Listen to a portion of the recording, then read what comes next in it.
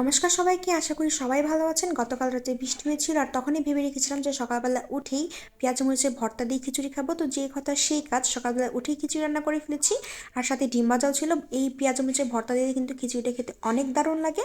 এরপর দুপুরে রান্না করার জন্য প্রথমে মাছ ভেজে নিচ্ছিলাম, এখানে রুই মাছ ভাজছিলাম আর সাথে কিছু কাটাও ছিল, সেগুলো ভেজে নিচ্ছিলাম। প্রথমেই করে নিয়েছিলাম মাছের মাথা দিয়ে আলু ঘন্ট। তো এটার জন্য কড়াইতে তেল দিয়ে জিরে, শুকনো লঙ্কা, তেজপাতা ফোড়ন দিয়ে কিছু টমেটো কুচি দিয়ে দিয়েছি।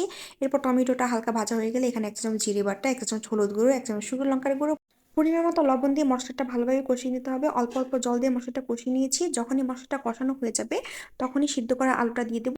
আলুটা প্রেশার কুকারে সিদ্ধ করে নিয়েছি আর হাত দিয়ে ভেঙে নিয়েছি। এরপর আলুটা খুব ভালোভাবে কষিয়ে নিতে হবে। আলুটা কষানো হয়ে গেলে এখানে পরিমাণ মতো জল দিয়ে দেবো। জলটা দিয়ে বেশ ভালোভাবে ফুটিয়ে নিতে হবে।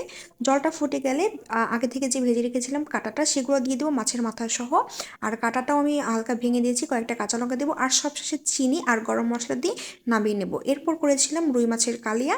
তো সেটার জন্য কড়াইতে তেল গরম করে জিরে ফোড়ন দিয়ে আলুটা দিয়ে দেবো। আলুটা ভাজা হয়ে গেলে এখানে আমি 1 চামচ জিরে বাটা দিয়েছি। যাতে মশলাটা পুড়ে না যায় সেটার জন্য আমি অল্প জল দিয়ে এখানে 1 চামচ শুকনো লঙ্কার গুঁড়ো, 1 চামচ হলুদ গুঁড়ো, পরিমাণ মতো লবণ দিয়ে খুব ভালোভাবে মশলাটা কষিয়ে নিয়েছি। আর আজকে পুরোটা রান্না করেছিলাম আমি দুধ দিয়ে। এরপর দুধটা দিয়ে দেবো। বেশ ভালোভাবে ফুটে আসলে ভেজে রাখা মাছ দিয়ে দেবো, কয়েকটা কাঁচা লঙ্কা দিয়েছি, আবারও বেশ কিছুক্ষণ ফুটিয়ে নিব। আর সবশেষে চিনি দিয়েছি আর গরম মশলা দিয়ে নামিয়ে নেব। এরপর দুপুরবেলা খেতে বসে পড়েছি। প্রথমেই খেয়েছিলাম পটল ভাজা, সাথে একটা কাঁচা লঙ্কা নিয়েছিলাম। আর আমার পটল ভাজার সাথে কাঁচা লঙ্কা খেতে দারুণ লাগে। এরপর খেয়েছিলাম আলু ঘন্ট, যেটা আজকেই আমি রান্না করেছি। এই জিনিসটা এত টেস্টি ছিল। আর খেয়েছিলাম মাছের কালিয়াটা। আজকের মাছের কালিয়াটা খুবই টেস্টি ছিল। আর রাতে খেতে ইচ্ছে করতেছিল আলুর পরোটা। তো যে কথা সেই কাজ, আলুর পরোটা বানিয়ে নিলাম।